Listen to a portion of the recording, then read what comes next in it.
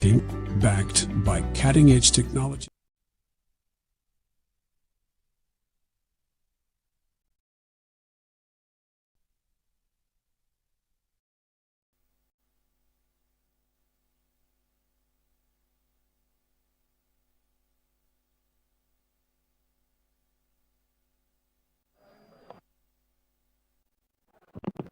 Honorable Leader, we need to be guided. First Deputy Speaker, good afternoon. Hope you enjoyed your lunch. I beg to move that we waive the standing order to allow for one member to debate on the address by the President, and immediately thereafter, we move into the ministerial statement by the Minister of Energy and Mines. I beg to move.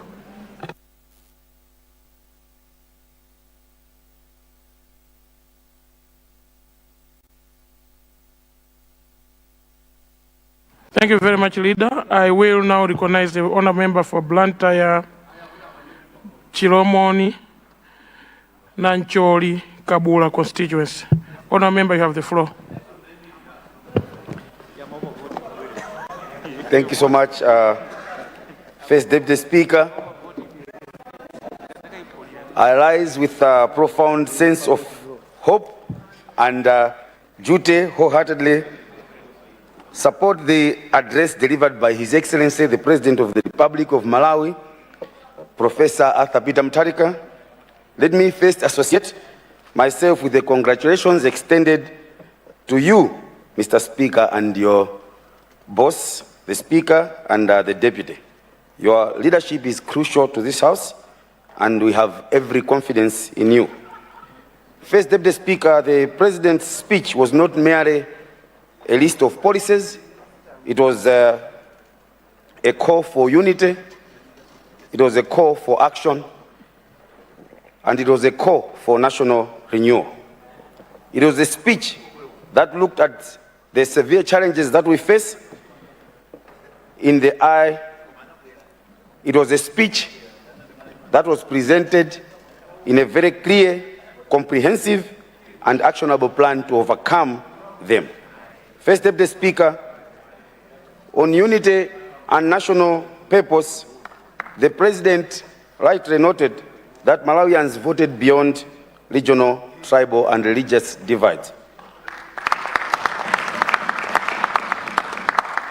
This must be our lesson and our standard. These differences must never be used to discriminate. We are called to place national interest above self, a principle echoed in Philippians 2, verse 3, which serves as our normal compass. I pledge to embody this collaborative spirit for my constituents and all Malawians. First Deputy Speaker, the issue of unity is rightly quoted in the book of 1 Corinthians 12, verse 12 to verse 26. And I quote, "For the body is one, even though it's got so many parts. And I cannot say, because I'm not an ear, therefore I do not belong to the body. For the entire body were just an eye, how would it hear? And if the entire body were just an ear, how would it smell?" In essence, First Deputy Speaker, the verse continues to say, "And therefore, the eye cannot say to the hand, I do not need you. Nor can the head say to the feet, I do not need you." This was the essence in the President's message about unity. If one part of the body suffers, the whole part of the body suffers with it. And if one part of the body is praised, the whole body feels happiness. This is the same with Malawi. Malawi is one body, even though we have the southern region, northern region, central region, and the Eastern region. The South cannot therefore reject the North and tell it that we don't need you. Nor can the East reject the Central that we do not need you. Because without every region, there is no Malawi. I support the call for unity and urge honorable members to know that once people are united, there are people that profit from the disunity that is there. Those are the enemies that we face. On the economy, the president painted a grim but accurate picture of our economy. An inflation rate of 28.2% is not static. It is a painful reality for the mother in Luntha, Kabula, Chiromoni, Nancholi markets who cannot afford a bag of maize. It is a painful reality for the fathers, the guards from Manasseh, CI, Gaka, Chiromoni, Abanoni, who struggle to buy soap, those who struggle to buy salt. The national debt, which has ballooned from 4.1 trillion, First Deputy Speaker, when we left government in 2020, to 21 trillion now, is a milestone around the neck of our children's future. First Deputy Speaker, indeed an economic indicator is alarming, but what gives us the confidence is that the President's honest acknowledgement of the problem and the immediate steps that his administration has already begun to take.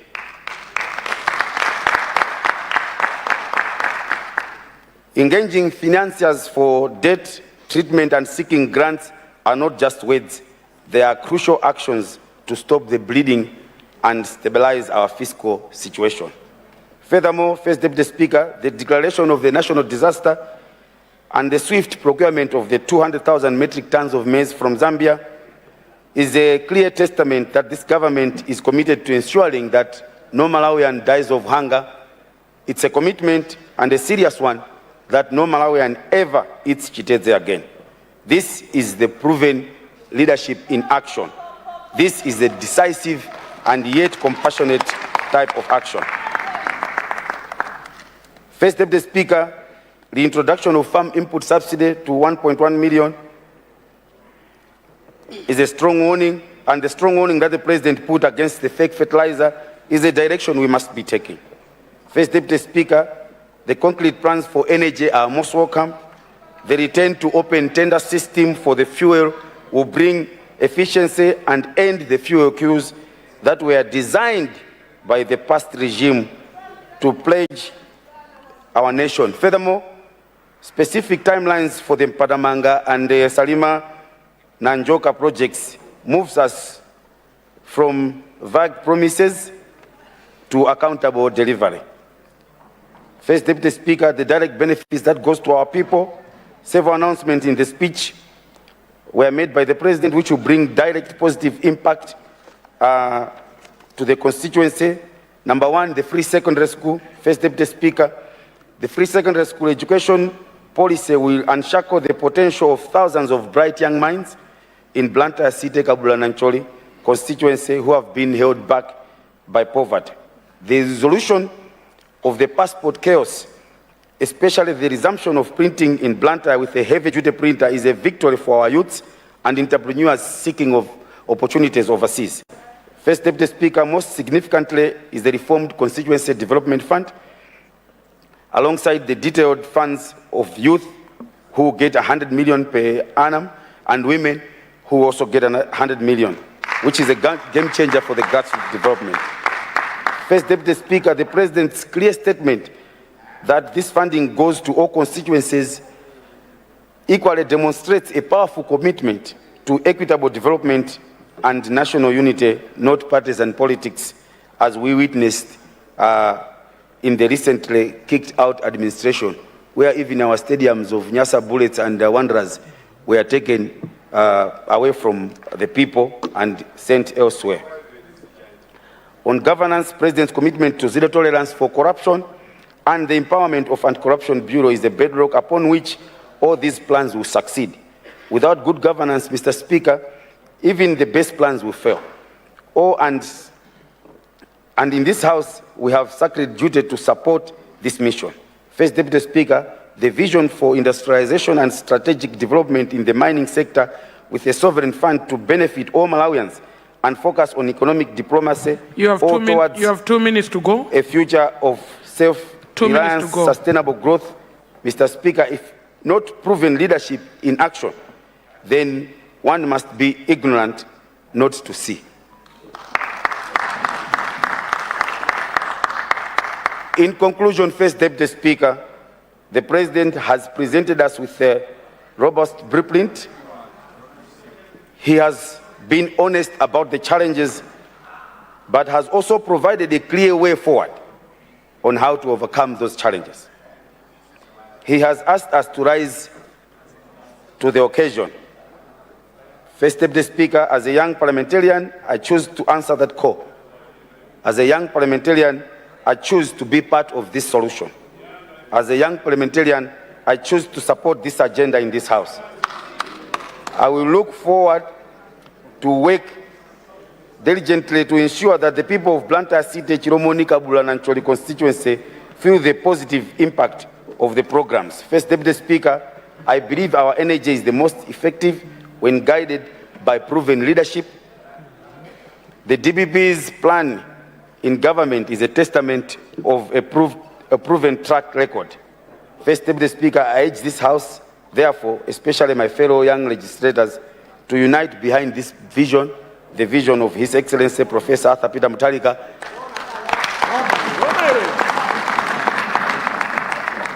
That's also setting aside partisan differences. Order. Honourable member who is picking up your mobile phone in the chamber, to the point of the speaker listening to it, please desist from such conduct. The honourable member at the far end of my left in the aisle, the one standing in the aisle with tinted glasses, please.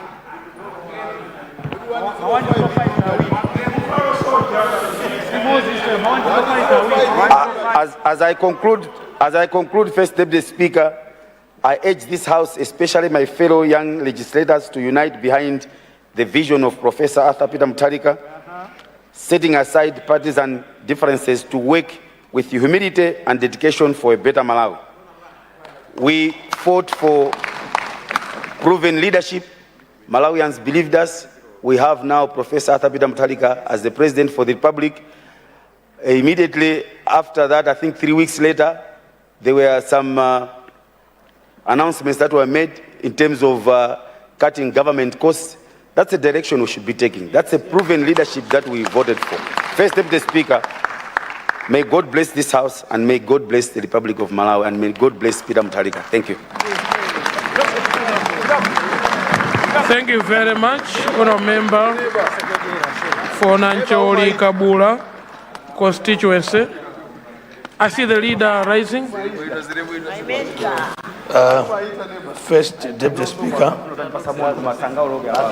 I wish to beg that we revert back to ministerial statements, and this time the Honourable Minister of Energy, Mines and Natural Resources. I beg to move First Deputy Speaker. Thank you very much, Leader, for that guidance. We don't need a motion, as we already guided the House. Honourable members, allow me to recognize the Honourable Minister of Energy. Honourable Minister of Energy, please hold on first. The Honourable Minister of Energy.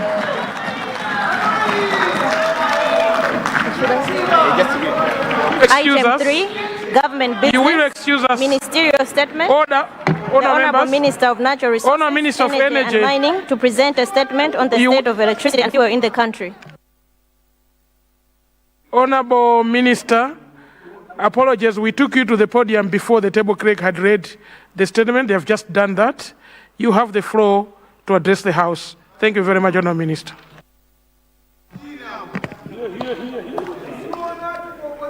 Thank you, Honourable Speaker. Honourable Speaker, let me begin by sincerely thanking you for giving me this opportunity to deliver a statement on the current power and fuel supply situation in our country.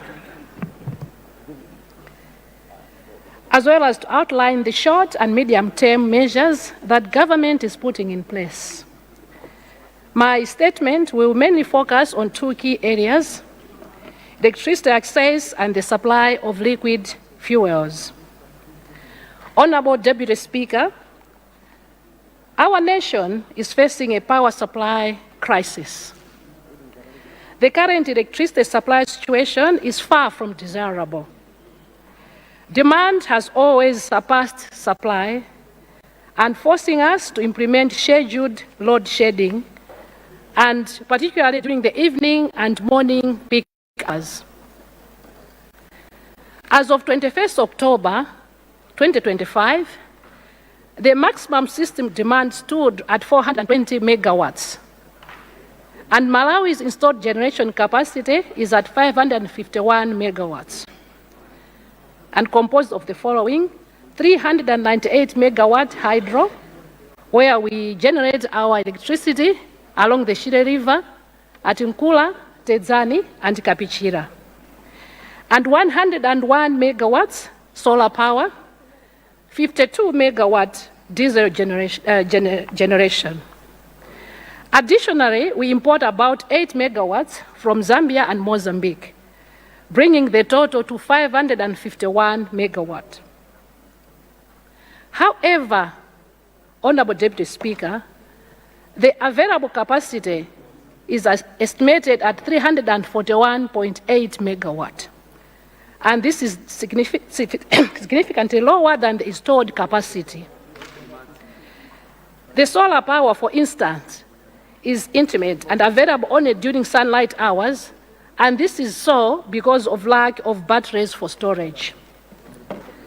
Faults and plant maintenance further reduce available capacity.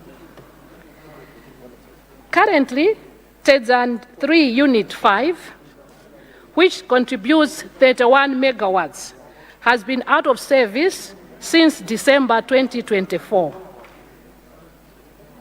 And I repeat, Tedzan 3 Unit 5, which contributes 31 megawatt, has been out of service since December 2024 due to a burnt state winding. And the shortage of foreign exchange delayed the procurement of critical spare parts, worsening the situation. Mr. Deputy Speaker, this is also compounded by the rising electricity demand, particularly during this agro-processing season for tobacco, tea, and sugar industries that consume a substantial share of national electricity. Aging infrastructure in generation, transmission, and distribution has also led to frequent blackouts. Furthermore, fuel shortages have hampered maintenance efforts, causing delays in fault clearance and limiting generation from diesel peaking plants. Honorable Deputy Speaker, government will take decisive short as well as long-term actions. And in the short term, government is laying the foundation to reduce electricity blackouts. Firstly, we are working to restore all generation machines at Ejenko.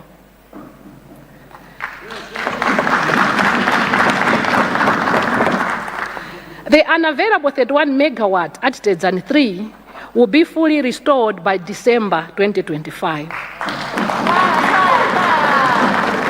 As the required spare parts have already been procured and will arrive this month end. Please note that government has intensified maintenance in the readiness for the rainy season, hence leading to more load shedding. Honorable Deputy Speaker, additionally, government through the Salima Solar Power Plant will add 10 megawatt to the grid by December this year, 2025. With an additional 2.5 megawatt hour battery storage to be commissioned by March 2026. We need this because we need to stabilize the mix of the power in the grid. Thirdly, the Mozambique-Malawi interconnector to be commissioned in the first quarter of 2026 will enable us to import up to 50 megawatts of power. Furthermore, Riply, under an independent power producer IPP arrangement, will commission a 10 megawatt biomass power plant. By this month end, we're going to inject into the grid another 10 megawatt from the biomass. Now, to stabilize the grid,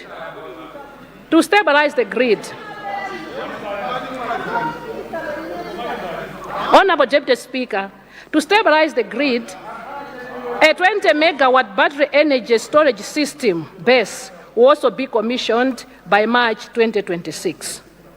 And this is so to mitigate load shedding. Customers are grouped and rotated to ensure fair distribution of available power. Industrial consumers and essential facilities such as hospitals are the last to be affected during scheduled outages. Honorable Deputy Speaker, in the long term, government is laying a solid foundation for lasting electricity security and industrial growth. We cannot begin to talk about industrial growth without adequate power. So construction of a 358.5 megawatt Patamanga hydropower project will commence in 2026 under a public-private partnership arrangement. This flagship project will significantly boost national capacity and allow Malawi to export power through the regional interconnectors. The Ejenko Salima Nanjoka solar power plant will be expanded from the current 10 megawatt to 50 megawatt with 8 megawatt hour battery storage by 2029. And the Wavi hydropower plant, which is currently at 4.5 megawatt, will be expanded to 9 megawatt. Government will facilitate the implementation of the 300 megawatt Kamwamba coal-fired power project under an IPP model to provide stable power for industrial use. In addition, we are supporting IPPs, these are independent power producers, with signed power purchase agreements. We've got several of them in solar, hydro, wind, and gas to accelerate diversification of the energy mix. Through the Malawi Emergency Power Restoration Project, damaged transmissions and distribution infrastructure will be rehabilitated to improve reliability and resilience. Collectively, these interventions will substantially reduce load shedding, improve reliability, and create a stronger platform for Malawi's economic transformation. Honorable Deputy Speaker, sir, I'll now turn to fuel supply. The country has recently or is recently experiencing shortages, primarily due to the following. One, limited foreign currency allocations, which constrained financing for the imports. This has consequently resulted into government through NOCMA owing a lot of money to fuel suppliers. Two, limited access to international seaports. 3, depleted storage reserves. And 4, limited capacity of local transporters. And the situation was worsened by recent unrest in Tanzania following elections and by the transition from the open tender system of procurement to a government-to-government procurement model. Honorable Deputy Speaker, sir, despite these, government is working tirelessly to normalize the situation.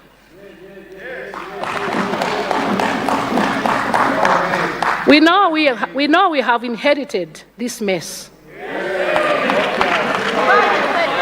But we have inherited this mess. And we're not going to run away from responsibility. We are here to solve this. and will solve. Our priority is to ensure that the imports consistently meet national demand by 1, increasing the allocation of foreign exchange for fuel imports. 2, improving accessibility of Malawi to seaports through constant engagement with neighboring countries. 3, ensuring that there is cost-reflective tariff. 4, reverting to the open tender system to enhance efficiency, transparency, and value for money. 5, diversifying importers to promote competition and reduce dependency on a few suppliers. Honorable Deputy Speaker, sir, my ministry is taking the following measures to ensure stable fuel availability, fair pricing, and stronger national energy security, which are critical to sustaining economic growth. As I said earlier on, we cannot begin to talk of meaningful strides towards industries in Malawi without adequate energy. Honorable Deputy Speaker, sir, in an effort to stabilize fuel supply due to shortage of forex, my ministry has intensified consultations with the Ministry of Finance, Reserve Bank of Malawi, and local commercial banks to secure increased foreign exchange allocations for financing fuel imports. Government has also engaged multilateral banks for a credit facility in the ranges of about $120 million to $150 million to stabilize the current fuel situation and for restocking our fuel reserves.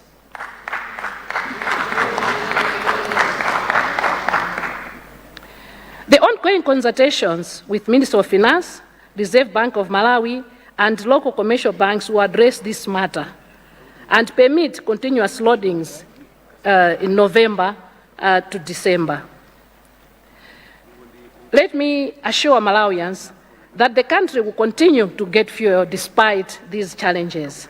And as we sit today in this House, between today and Friday, this coming Friday, the 14th, the country will receive 92 trucks of fuel, translating to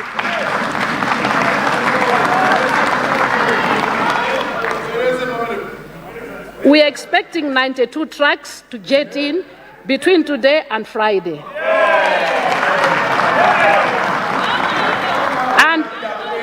And you are free to, and this is translating to 3,250,000 liters of fuel.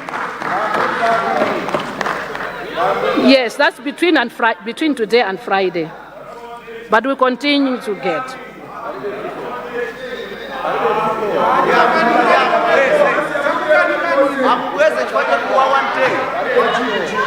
Deputy. Honour members, order. Order to my left and order to my right. The Honourable Minister is delivering a very important piece of statement that Malawians are listening out there. So let's accord her the dignity she deserves. Thank you very much. Deputy Speaker, sir, with the country's reserves of 92 million liters, having been depleted last year in July 2024, I will repeat this. Our strategic reserves of fuel were depleted in July 2024, that's last year. And this government has inherited a hand-to-mouth situation in fuel supply situation. As imports are currently being released on arrival towards day-to-day consumption, we are storing nothing in our reserves. And as we speak, there is 0 liters in the stocks. In the month of October, Honourable Deputy Speaker, sir, in the month of October 2025, stock cover did not exceed 2 days for petrol and 2.5 days for diesel. Any delay in loading and transportation of fuel from the ports create fuel shortages as the country has no stocks in strategic reserves. Honourable Deputy Speaker, sir, The ministry is working with Ministry of Finance, Economic Development and Decentralization as they explore a mechanism to avail financing that can be utilized in restocking the strategic reserves. On this matter, engagements with Afrexim Bank are also promising. While not relying on the local banks only, we have also explored Afrexim Bank. Honorable Deputy Speaker, sir, fuel products were being sold at non-cost-effective tariff due to non-implementation of automatic price mechanism, which made our fuels prices being lower than our neighboring countries, hence making our fuel to be smuggled into neighboring countries. And the expected impact of this is a huge growth in consumption. From an average consumption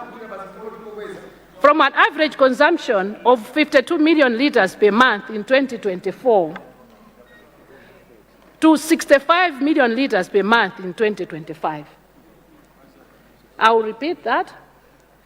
The fuel appetite rose so much from 52 million liters per month in 2024 to 65 million liters per month in 2025. It was a jump. A highest figure of imports on record of 81 million was reached in August 2025. This trend places considerable pressure on the scarce forex. And the ministry, through MERA, has immediately started implementing the automatic price management, which has reduced the malpractice of smuggling. My ministry will ensure consistent adherence to the price management, the automatic price management. And my minister also ensure that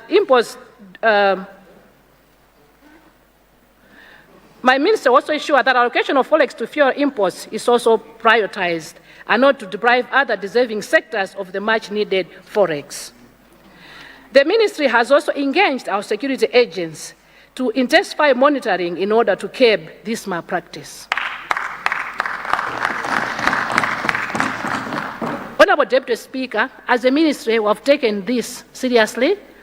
We will not sit and watch people getting our fuel and depriving the deserving people to get the fuel. As such, we have engaged the Malawi Defense Force as well as Malawi Police.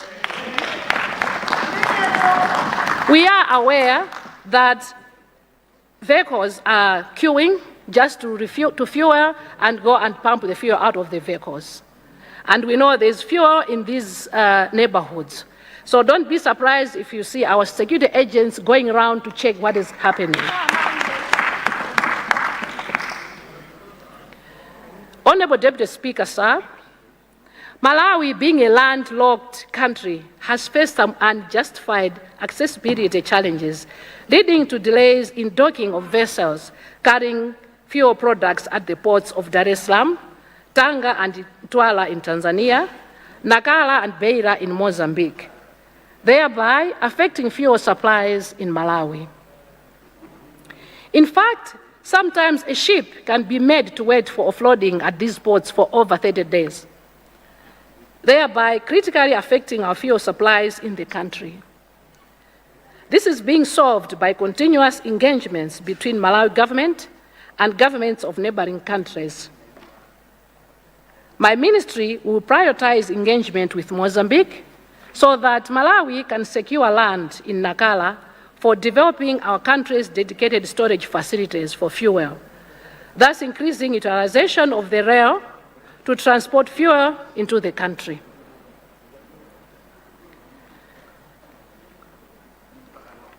Honorable Speaker, sir, logistical capacity challenges continue, and we have also got challenges with our local transporters. Malawian transporters continue to face capacity issues, such as numbers of trucks in good condition to carry fuel products from seaports to Malawi. We do not have adequate trucks in Malawi to do that job. This is attributed equally to failure of the previous government to oversee consistent adherence to automatic price adjustment mechanisms. This has made my ministry to largely depend on international foreign transporters to transport fuel into Malawi, and this leads to a further demand on Forex. In conclusion, Honourable Deputy Speaker, sir, the current power and fuel supply situation is indeed worrisome for a nation aspiring to achieve middle-income status. And as we all know, energy is the lifeline of any economy. So while some logistical issues can be addressed quickly, sustainable improvement would depend on adequate foreign exchange allocation, investment in infrastructure, and maintaining strong relationships with our neighboring countries and key stakeholders in energy sector. Honourable Deputy Speaker, sir, I therefore call for collective commitment from all players to implement the immediate restoration and expansion plans I have outlined. My ministry is currently seized with overseeing an immediate return to fuel supply normalcy. This will be speedily achieved. I repeat, this will be speedily achieved. Together, we can stabilize our energy sector and power Malawi's path to industry and prosperity. Honourable Deputy Speaker, sir, I submit. Thank you.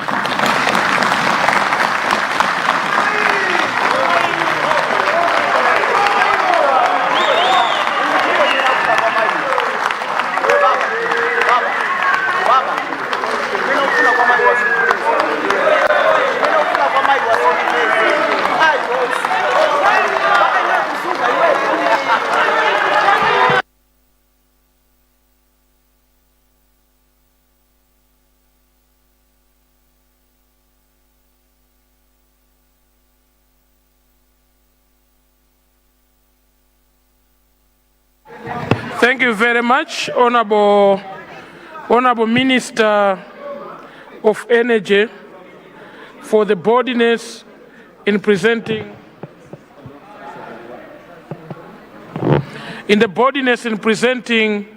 the statement to the House. The chair is being tempted to score the women ministers that have so far presented their ministerial statement a highest score so far. Can I request the Honourable House for a hand of applause to the Honourable Minister for the job well done. Honourable members, I will welcome questions that seek clarifications, no debate. I see Honourable Jinteche rising. Is that in Honourable Nkadabe Jinteche, you are the first to take a question to the Honourable Minister. Then Lilongwe Nyanja. Then we'll go to Baraka Ngwangwa. In that order, please. First Deputy Speaker, first of all, as a Tonga man, I'm tempted to appreciate the elegance and the appearance of the Honourable Minister of Energy, because that is in our culture. If you go to Nkadabe, the first thing they will judge you on is your appearance. That matters a lot, political or otherwise. So let me appreciate the elegance of all the honourable women here and the honourable men who are putting on good suits. Honourable Deputy Minister, Honourable Deputy Speaker, First Deputy Speaker, thank you. First Deputy Speaker, let me appreciate the statement by the Honourable Minister of Energy. On July 1964 AD, there was a great fire in Rome. At that time, the emperor was Nero. And he was accused of doing nothing while the city was in flames. He was playing fiddle while Rome is burning. When somebody tells you that you are playing field while Rome is burning, it means there are problems, but you are doing nothing. So let me appreciate the Honorable Minister by saying that they will normalize the fuel situation in the country. There are people who are holding the economy at ransom. It's good that you say that you unleash the security agents to make sure that this malpractice ends. But I want to ask you, what measures will you put in place to make sure that our laws align with this? Because at one point, we changed the laws to do with vandalism of ESCOM equipments. We raised the fines. So in fuel, those who are involved in vending fuel, once they are caught, because most of the time, the fuel is just confiscated, but nothing is done, they continue the next day. So as a government, what measures are you going to put in place to make sure that this problem is dealt with for once and for all? Thank you very much, Honorable Minister.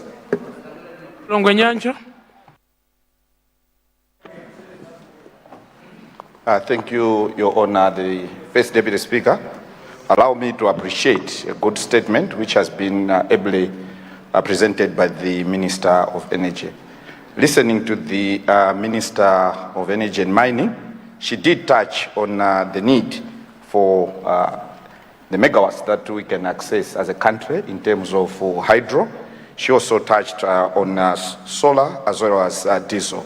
I would like to find out from, through you, the First Deputy Speaker, are there plans for this country to also oscillate towards geothermal? Because some of these things we've tried, but they're not giving us meaningful impact. As a country, there are times we need to rise above petty political bickerings and whatnot, and to think of the next generation so that our nation gets to sit to the levels that it's supposed to get. So I would like to find out, in terms of hydro, you've ably touched. Are there plans for the country or your ministry to also consider geothermal? Because from the point of drilling to the time we're going, let's make it the time you're going to commercialize the same. It's about 4 to 6 years, and it's more reliable than other things. I would like to play as a country, and as someone who is sitting there, to consider going geothermal. So basically, through you, Your Honor, the First Deputy Speaker, I thought that I needed to touch on that one. I understand that we are going to have background noise, because at times our IQs differ, and we have people who are not in government. Thank you very much. Baraka Ngwangwa.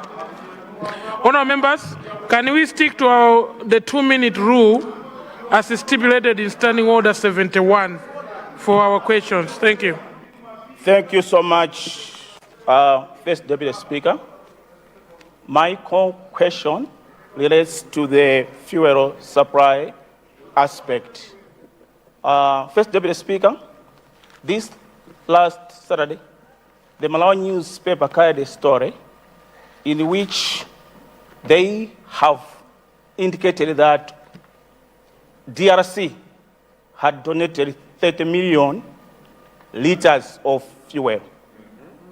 And from these 30 million liters of fuel, Tawanga Sabora, the reporter says, only 2.3 million liters reached Malawi. So there is a mystery on 27.7 million liters.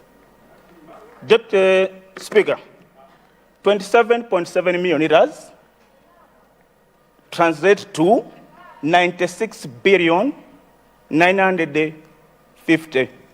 And of diesel, petrol is 96 billion or so, like that. This is a big issue, Honorable Deputy Speaker. Now, I wanted to ask the Minister to comment on this. There might be several possibilities. It might be possible that DRC didn't commit to its promise of donating the whole 30 million, or else it could be that the 27.7 million liters that we are talking about now is still on the way to Malawi. But we are talking of 2023 up to now. Mr. Deputy Speaker, I ask the Minister to comment because this is not a small issue. Thank you, Deputy Speaker. Thank you very much, Honourable Member. Thank you very much. Let me guide the House before the Minister takes the floor. Honourable Member for Baraka Ngwangwa, history has taught us that newspaper articles are not submissive as evidence to the House, but because the way you quoted it, you were so careful not to dwell on the newspaper article, but you made a reference to it. But submitting it as evidence in the House for the future newspaper article is not part of the evidence. Thank you very much. Honourable Minister.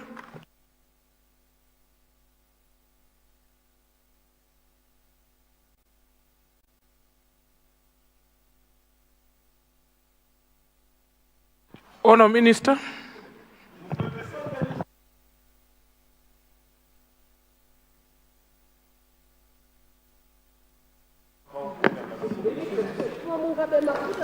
Thank you, Honourable Deputy Speaker, sir. There was a question from Honourable Member of Parliament of Chinteche, Nkatabe Chinteche constituency, on what measures we're going to do as we are unleashing the security agencies to curb the malpractice in the fuel trade. What I can say that whatever we're going to do has to be done within the laws. And as a ministry, we'll make sure that I'm sure the security agents, the Malawi Army and the police, they know their limits. They know the parameters in which they're supposed to operate from. They know what they're supposed to do. But on our case, for sure, going forward, we'll make sure that we push for a review of the laws on how to curb fuel preparation. That we're going to do. And obviously, we're going to do this in consultation with all relevant ministries. Secondly, there was a question from Honourable Member of Parliament from Lilongwe Nyanja constituency on our plans to add or to explore generating from geothermal. Yes, we do have those plans as a ministry, particularly around Chiweta area in the north. So we do have those plans to, actually as a ministry, we are open to explore all forms of generating fuel. We are open, as you know, most recently, LIPRI has just pushed in 10 megawatt from biomass. So we are open to all forms of generating fuel in this country. So to answer your question, yes, we are, and we are looking at exploring that in around Chiweta area. And Member of Parliament from Baraka Ngwangwa on the issue to do with fuel from DRC. I must say that you allow me, Honourable, to get back to you with more details. This happened in 2023. There will be another statement. This was in 2023, and I need. Okay. And I need to answer. I need to answer with details. Thank you very much.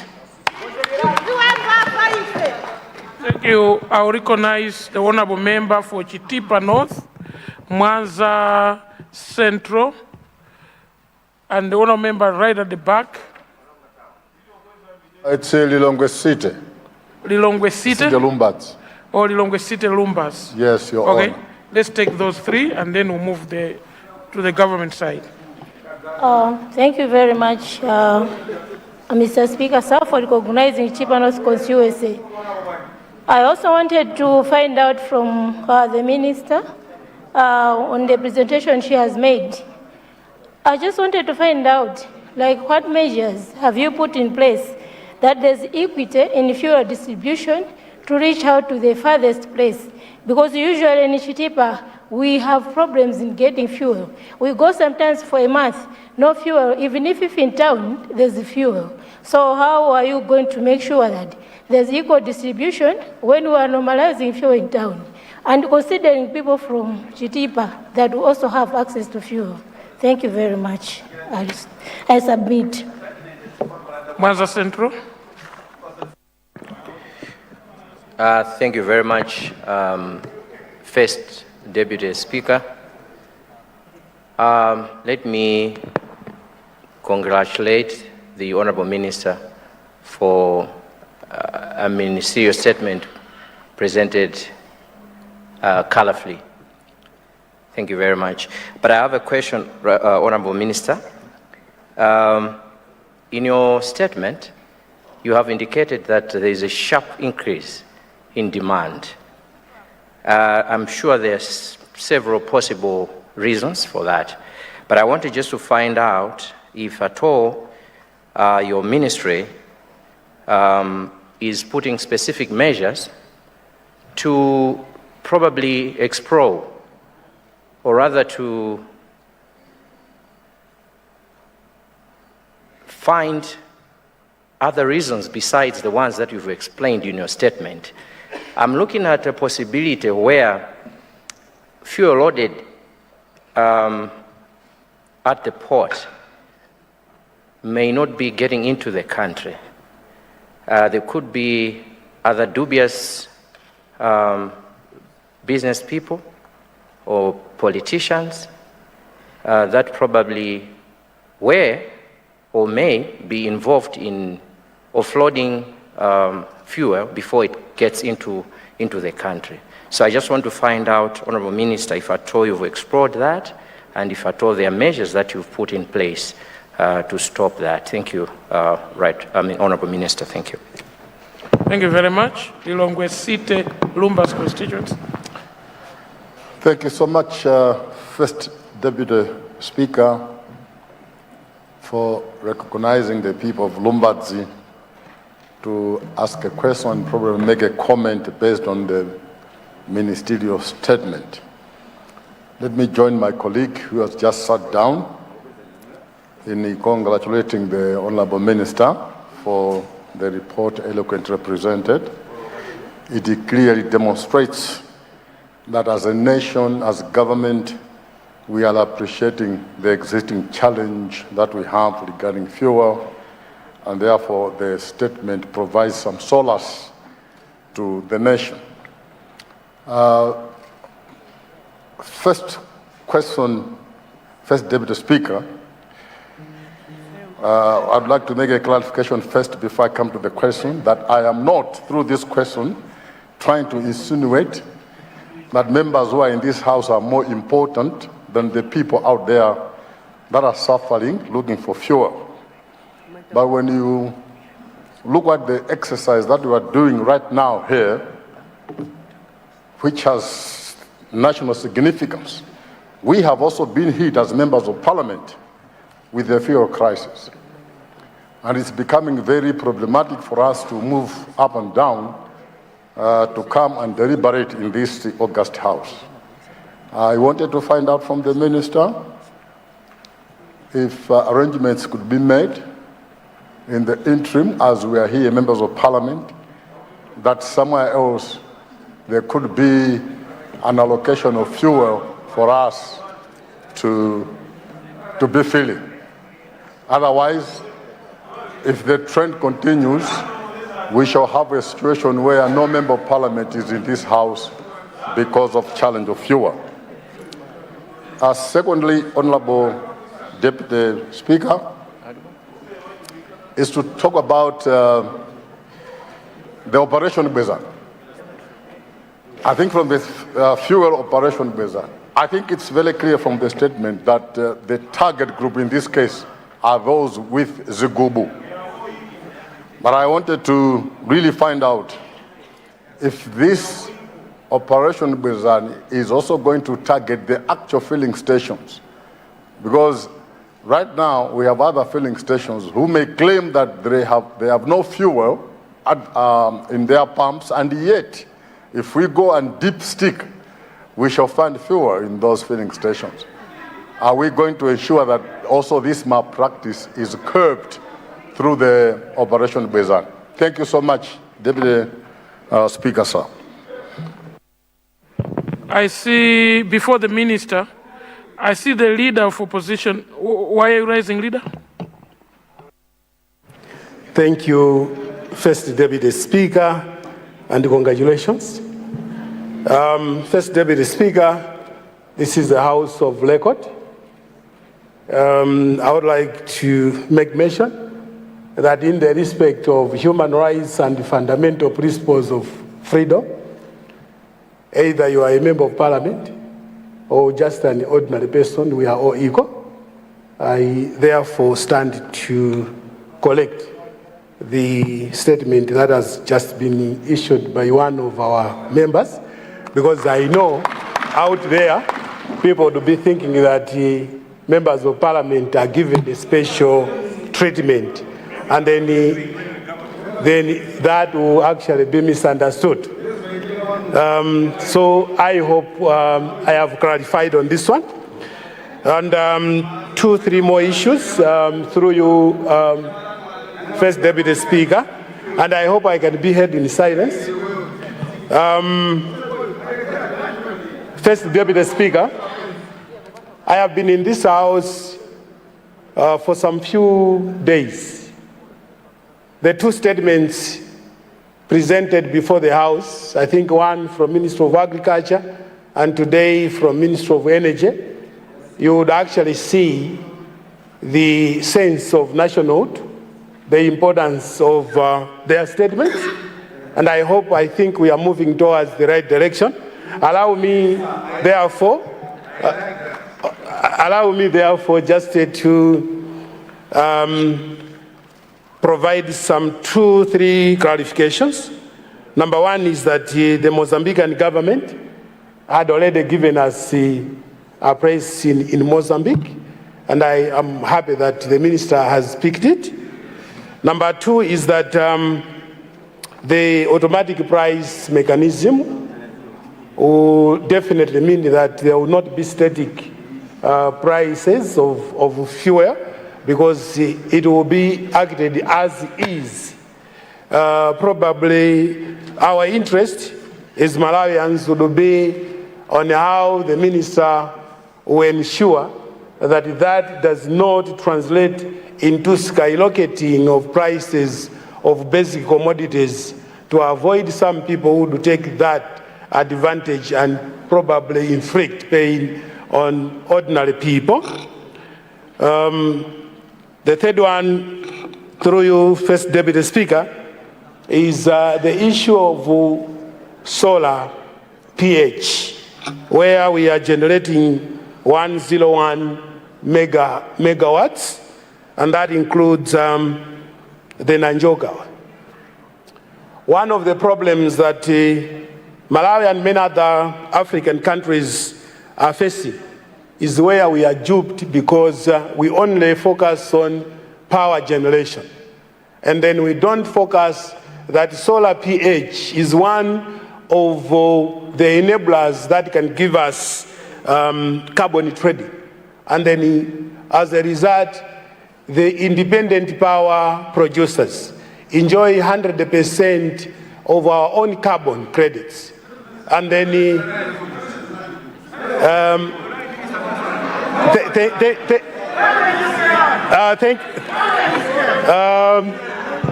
Honourable members, order.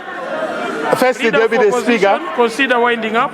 First Deputy Speaker, I'm happy that they are able to appreciate.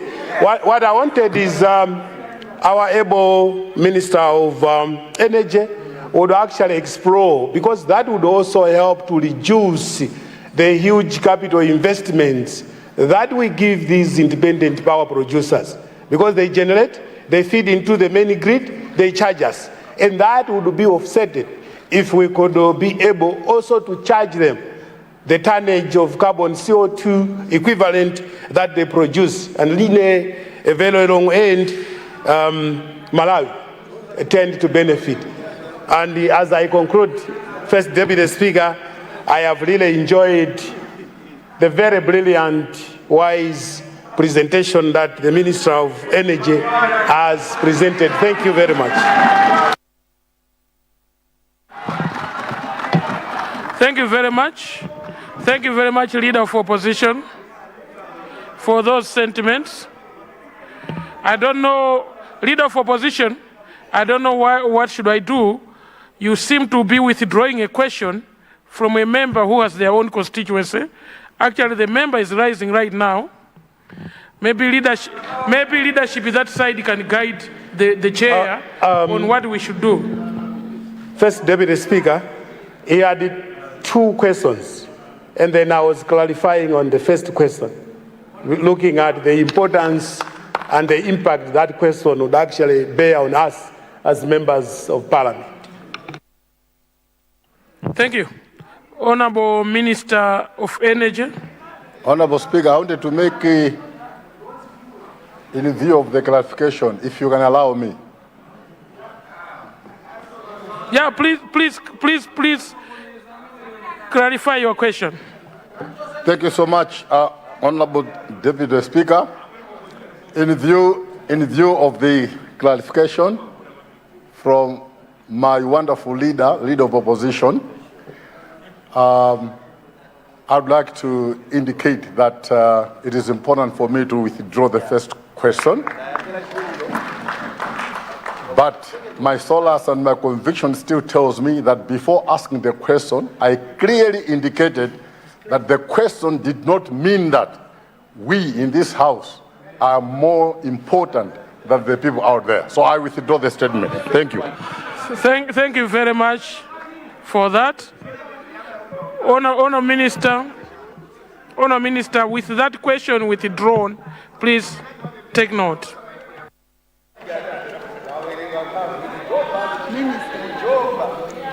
Thank you very much, Honourable Deputy Speaker.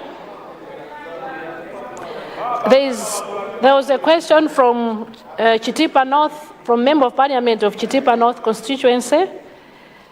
Actually, I don't know whether it's a question, but I think she is bemoaning lack of equity where distribution of fuel is concerned in Chitipa. My comment would be that distribution of fuel should indeed be equally distributed across the country, and access of such should be equitable. And in our case, where pricing is concerned, it's the same across the country. From Chitipa to Nsanje, it is the same. So I think what remains there is for the distributors or the filling station owners to grab the opportunity, because the pricing is the same across the country. So I think what is needed is that there should be more traders in fuel in Chitipa who should take advantage of this and make sure that they get to the furthest point of this country. Second question came from Neno, Member of Parliament of Neno Central. Mwanza Central, yes.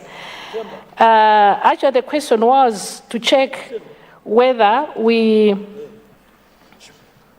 to ask us whether we have checked all reasons for the huge appetite, the recent huge appetite in fuel. What I can say is that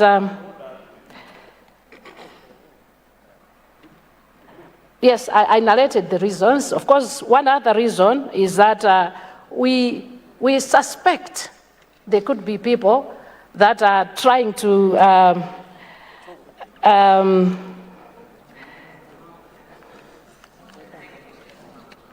okay, let me say this.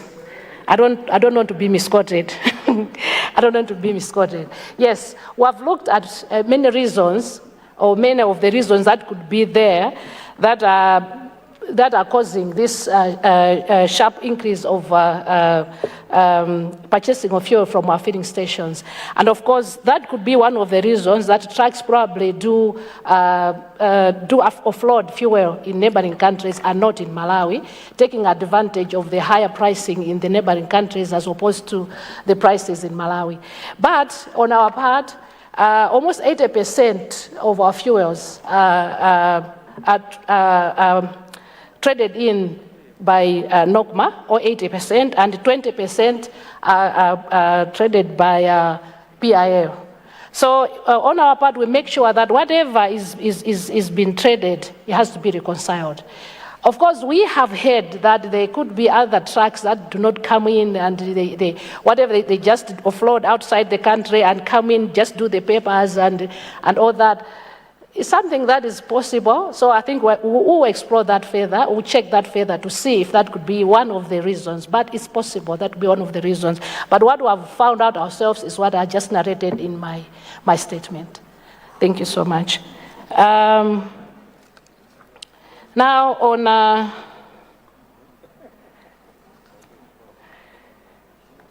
a comment from Lilongwe City, Lumbad's constituency. I like the word that you have used, Operation Bwezani. Yes, what I can say is that as a ministry, we're going to spare nobody. No one is going to be spared. So as we check the households, we're also going to check the filling stations. We are aware that some of these rackets also include the filling station owners. They are part of this. So no one is going to be spared. So the security agents are checking everywhere just to make sure that we stop this malpractice. And talking to leader of opposition on the carbon credits coming from solar generation. Yes, as a ministry, we do have, or have developed a framework on carbon credit trading. And as you know, carbon credits is the in thing now. So we have developed that to make sure that we benefit from everything, whether it's solar, hydro, our forestries. We are exploring everywhere. And that would be also another way of getting forex, injecting forex into the country. So for sure, we know that we have solar, we do have some IPPs in solar that are operating off the grid, but we do have others that are injecting onto the grid. So whatever, whether it's off the grid or onto the grid, we have to make sure that we maximize. So we do have a framework that we have for all renewable energy. We do have. Thank you. And you also touched on the skyrocketing of prices coming from application of the automatic price adjustment. Yes, that has to be checked. That has to be checked. But I think first things first. What needs to happen first is that we have to do the right thing, because all the mess is coming because of non-adherence to the price, the automatic price adjustment. So we need to do that so that we stabilize everything, and hopefully people are going to do the right things. Thank you so much. Yeah, I think, Honorable Deputy Speaker, I think I've touched on all the questions. Thank you. Thank you very much. Allow me to recognize Blantyre, Mrs. Chichiri constituency. Blantyre City, Chichiri, Mrs. Yeah, Blantyre City, Chichiri, Mrs. constituency. Yes. I picked two from here. I'll go Rump West and then Karonga City. Karonga Town constituency. In that order, honour members. Thank you very much. Right Honourable First Deputy Speaker, for recognizing the voice of Blantyre City, Chichiri Misesa, to ask a question on a very, very important statement that has been made here by the able Minister of Energy. I would like to know or to understand from the Minister, because throughout her statements, she has talked about the electricity that has been generated through hydro and solar. So I'm looking at the Shire River where we extract our electricity. It might reach some point when the water levels might go down, and then we might have a number of challenges to have electricity being supplied in this country. And also, when we look at the solar energy, it relies on a number of batteries so that it operates, which means that it's not even reliable. In the coming near future, we might have also challenges. So I wanted to ask if the minister is thinking of coming up with the generation of electricity using coal, because I've seen in other countries like US, they have benefited from that electricity. In England also, they have done the same. They have got a lot of benefits. I believe if we can manage it well, like how they do in other countries, by putting a larger exhaust so that the smoke should not reach the people on the ground, I think we can still have a reliable electricity that can solve this problem. So I would like to ask our minister if at all her ministry has got plans to use coal to generate electricity. Thank you. Rumbi West. First Deputy Speaker, sir, thank you for the opportunity once again for the people of Rumbi West to ask a question to the able minister who, to borrow the words from my uncle, appreciated her appearance and the statement. First Deputy Speaker, sir, we are nearing a very big program of FISIP. I wanted an assurance from the Minister of Energy if there is a discussion between her and her counterpart, the Minister of Agriculture, so that the fuel that is coming should enable quick delivery of FISIP, because we may be crying from the crisis that we have, and it is here for some time, but we might also be nursing another crisis of food insecurity next year if the cheapest fertilizer ever before in this country of 10,000 kwacha is not delivered in time. Just an assurance. Secondly, we have fufu in Rumpi as you go to Chiweta, which has a potential to generate 200 megawatts. What is making it very difficult for the country to develop that fully after all the necessary feasibility studies were already completed in around 2017 or 2019. Lastly, First Deputy Speaker, sir, we have conflicting information from this House. We are celebrating the last cohort. I happened to be in that boat last time, where the government side then celebrated that we are saving a lot of money from G2G importation of fuel. Now, it shows that what we gotten was not true reflection of what is there. How much are we going to save? And what is really there to G2G? And in addition to that, as I finalize, we celebrated that a cargo train from Mozambique has reached Malawi, and it carried some fuel. Now we are struggling. From the statement of the able minister, it says that we can stay at Tanga or in Tanzania for 30 days and they charge 30,000 as demorages. What is happening with that? Did the previous government took away that train that they brought in this country so that this fuel crisis?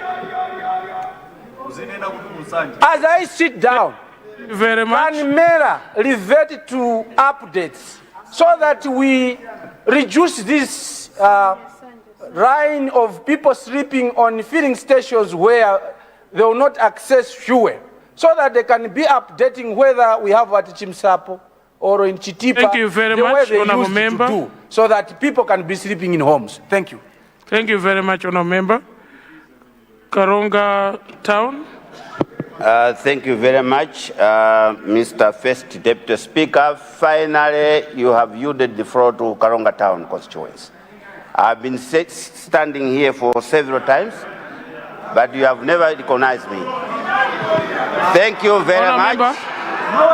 Honour member, Mr. Go straight to your question. Honour member, go straight to your question. Deputy Speaker. Desist from reflecting on the chair. Go Mr. straight to your First question, Deputy Honourable Speaker, let me join the other honourable members for congratulating the Honourable Minister for her detailed ministerial statement. I have only two issues seeking clarification. The first one is I want her to maybe clarify or indicate more information as to how much stock do we have in country, in transit, and at the ports, and how much has the DPP government imported so far, maybe awaiting delivery. We wanted comfort from the minister so that perhaps people can be comforted. How much longer can we wait in the queues, or how much longer can we wait until this situation is normalized? The second issue, Mr. First Deputy Speaker, is on, perhaps she may have answers now or tomorrow. I wanted to find out more on the LPG gas. People are queuing for LPG gas. We are actually moving away from using charcoal and using LPG gas. So what is the situation with regards to gas in the country? Thank you very much, Mr. First Deputy Speaker. Perhaps you are going to give me a chance to give my maiden speech later. Thank you very much. Thank you very much, Honour Member. Every Honour Member of this House will be given an opportunity for a maiden speech, as this House is for speaking. That's why we come here to debate issues, and I will make sure to recognize you when that time comes. Honourable Minister.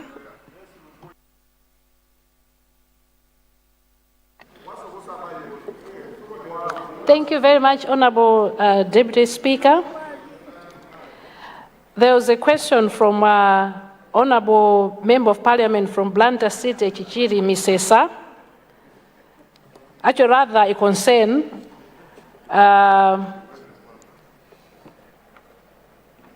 The issue is, as a country, I think we have relied so much on, or solely, to a large extent, on hydro-generated power. Actually, about 96% of our power is hydro-generated. The rest is what we get from other sources. And the hydro is mainly on the Shire River. So I think his concern is that we may not be managing a risk there. What if in an event that water levels in Shire River go down, what would happen? Honourable Deputy Speaker, as a ministry, we are also exploring power plants off Shire River. And I think as shared by Honourable Member of Parliament Rumpi West, yes indeed, feasibility studies were done on South Rukuru River, that's Fufu, and it's about 260 megawatt. And we're also exploring on Bua River, about 80 megawatts. And of course, don't forget that we're also exploring other forms of power.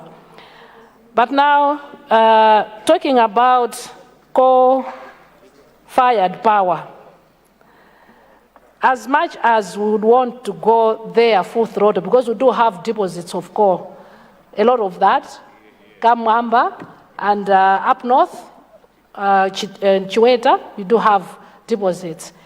We are also we're exploring that, and I think I mentioned in my speech, we are looking at Kamwamba project of 300 megawatt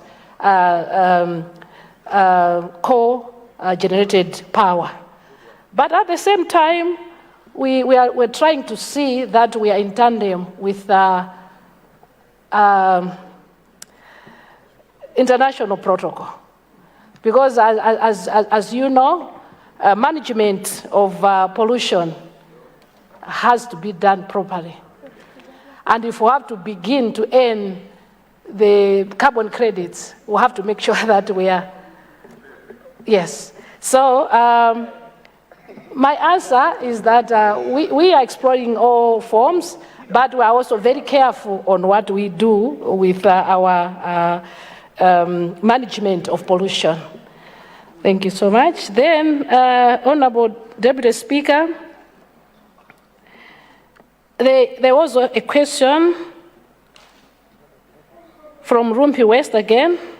I think I've answered the first one to do with fufu, but the second one was to do with supply of fuel during distribution of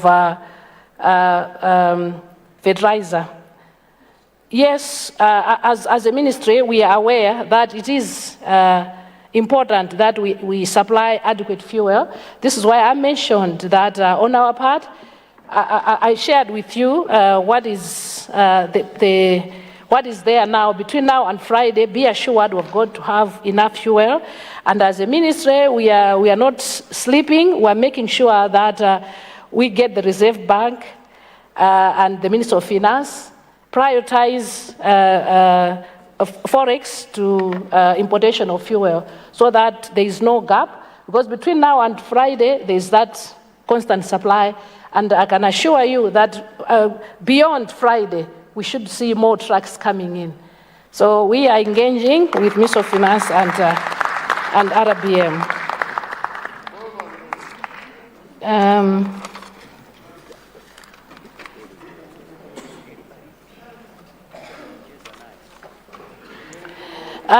Then there was a question, I don't know whether to create a question, on G2G system of procurement versus open tender system. I think open tender systems allows for competitive dealings. Yeah, at least something is open and you are assured of value for money. Unlike whereby you just strike your deals with the one or two suppliers. So as a country, we are committed, as a government, we are committed to make sure that we do the right thing. We don't get conned by, so to say, readily available markets. So I would rather open it up, let people compete, we get the best pricing, we get the best value for money. So I would rather go for open tender as opposed to G2G. Yes. And there's also a question on where we are with the rail line from Tanzania, from Mozambique to Malawi. I will not comment on what was discussed in other sittings, but I think in my comment, in my statement, I mentioned that we have continued to engage the neighboring countries, and more so Mozambique, for us to acquire land in Nacala, so that at least we construct our own storage facilities. And as you know, Nacala into Malawi, Liwonde is closer. Then we're also exploring that route to see if we can get that project done. Let's get a rail line from Nacala straight into Liwonde. That's the plan of this government. You have also Member of Parliament to Rumpi East, Rumpi West, yes. Yes, Mera, we'll get Mera to resume giving updates to the nation. It is important indeed for planning reasons and of course to avoid, to lessen speculations. So it is very important that Mera does that. So thank you so much on that. Karonga Central, there was a question. Karonga Town. Town Council, okay.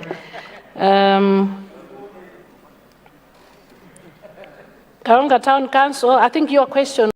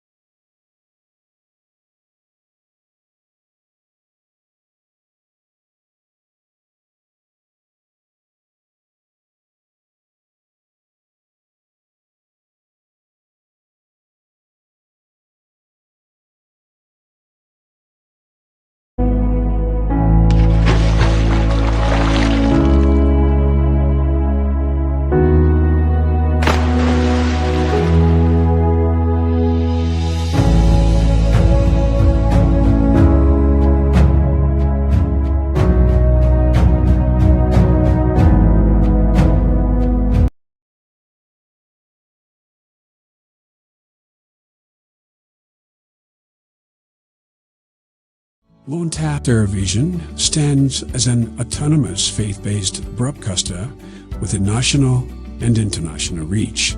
Experience the difference with Luntha Television, where innovation meets experience. Auto-educated team backed by cutting-edge technology ensures seamless execution and unparalleled results. Luntha guarantees credibility and professionalism in all its endeavors and services. We offer, among this, production and broadcasting of jingles, music videos, narratives, documentaries, press services and programs, on location or outside, live broadcasting of mass and other church functions, government or indoor functions, and political rallies, creation and broadcasting of special programs, sponsored content, sports and entertainment, and advertising for small, medium, and large enterprises. All services are offered at competitive prices. Tune in daily to catch Luntha Television on Zuko on Channel 51, Starsat Channel 474, Star Times Channel 474, Topstar 474, Kliye 007, GoTV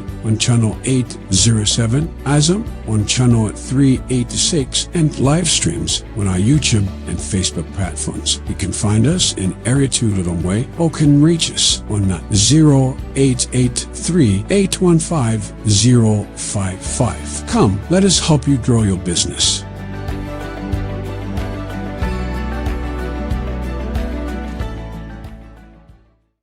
Luntha Television stands as an autonomous faith-based broadcaster with a national and international reach.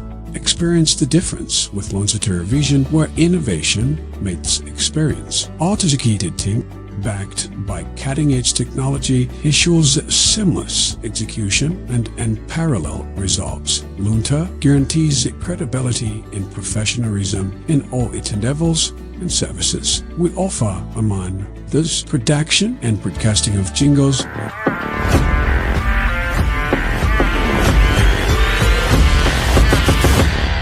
It's the 2025 Press Experience Malawi Gospel Extravaganza, probably the biggest gospel concert of the year, live at the BICC Lilongwe, 6 December 2025, featuring 28 of Malawi's A-list gospel artists